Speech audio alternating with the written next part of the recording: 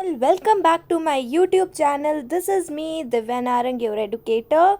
सो जैसा कि हमारी क्लास 6 की NCERT सीरीज़ हो चुकी है ख़त्म, अब हम बिगिन करेंगे अपनी क्लास 7 की NCERT सीरीज़ पॉलिटी की, और हम समझेंगे और भी डिटेल्ड फॉर्म में, जो कि अभी हमने क्लास 6 में एक बेसिक अपना बेस रेडी करा था। हमने कुछ चीज़ें समझी थी आपकी पॉलिटी की NCERT के हिसाब से, प्लस उससे रिलेटेड जो चीज़ें और हमें पता होनी चाहिए, आर्टिकल्स, हमारे फंडामेंटल राइट्स, ड्यूटीज़, प्रियम्बल के टर्म्स, जो डिटेल्ड वे में आपको मेंस प्रीलिम्स में थोड़ा बहुत काम आ सकता है, वो हमने समझा था।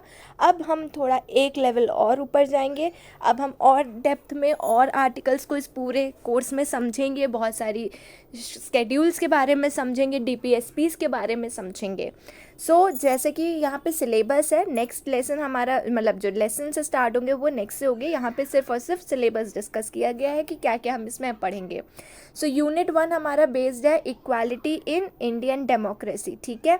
तो यहाँ से आपको समझ में आ गया, चैप्टर 1 इक्वालिटी के बारे में ही डिस्कस करेंगे। हम इक्वालिटी समझेंगे, इक्वालिटी कैसे equality of status and opportunity लोगों को दी गई है। हमारे आर्टिकल्स, जो आर्टिकल 14 से हमारे 18 तक, इसमें अनटचेबिलिटी आर्टिकल और भी जो जो होंगे, फंडामेंटल राइट्स, वो सारी चीज़ें हम इसमें समझेंगे। यूनिट 2 हमारा है स्टेट गवर्नमेंट में। लास्ट टाइम भी हमने गवर्नमेंट समझा था, व्हाट इज़ गवर्नमेंट, डेमोक्रेसी पढ़ी थी, की एलिमेंट्स ऑफ डेमोक्रेसी पढ़ी थी। तो वही चीज़ को कंटिन्यू करते हुए अब हम यहाँ पे स्टेट गवर्नमेंट के टर्म्स में समझेंगे, स्टेट लेवल के हिसाब से समझेंगे कि कैसे स्टेट गवर्नमेंट वर्क करता है, role of government in the health sector कैसा होता है। चैप्टर 2 है आपका role of government in health, और चैप्टर 3 है हाउ स्टेट गवर्नमेंट वर्क्स।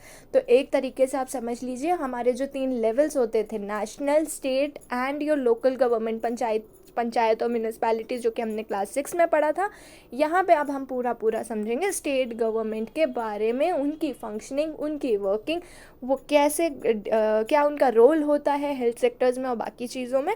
तो वो हमारा यूनिट 2 में आएगा। क्लियर है। उसके बाद हम पढ़ेंगे यूनिट नंबर 3, जो कि डील करेगा जेंडर को लेके, ठीक है। जेंडर को लेके डील करने का मतलब क्या हो जाता है, तो यहाँ पे वो समझेंगे जेंडर का, दैट इज़ हमारा जो इक्वालिटी, जो हम पहले लेसन में आर्टिकल समझेंगे, इक्वालिटी कैसे है, क्या है, right to vote, universal adult franchise, terms वही हैं जो 6 में था, लेकिन एक लेवल ऊपर। तो अब वही हम समझेंगे कि बॉयज़ एंड गर्ल्स में कैसे हमारी जेंडर इक्वालिटी और इनइक्वालिटी है, कैसे वुमेन्स अब आगे बढ़ रही है, वुमेन एम्पावरमेंट के बारे में समझेंगे।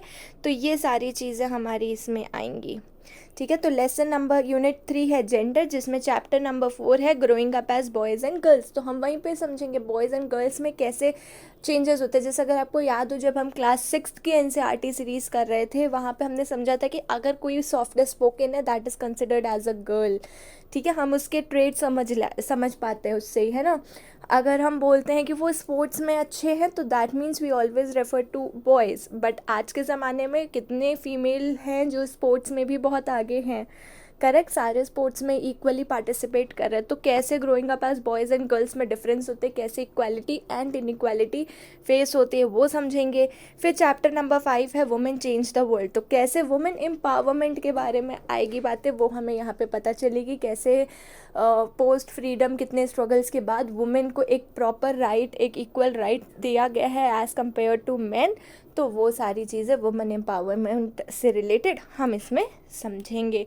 तो मान के चलिए इस लेसन से आपको मेंस के पर्सपेक्टिव से काफ़ी चीज़ें पता चलेंगी, काफ़ी नॉलेज आपको पता चलेगी। और फिर वही बात आती है, आपको न्यूज़पेपर से क्या क्या नई स्कीम्स आ रही हैं, क्या क्या नया वेलफेयर स्कीम्स आ रहे हैं, ये सारी चीज़ें अगेन आपको रिलेट करना सीखना पड़ेगा, वो आपकी जिम्मेदारी होगी।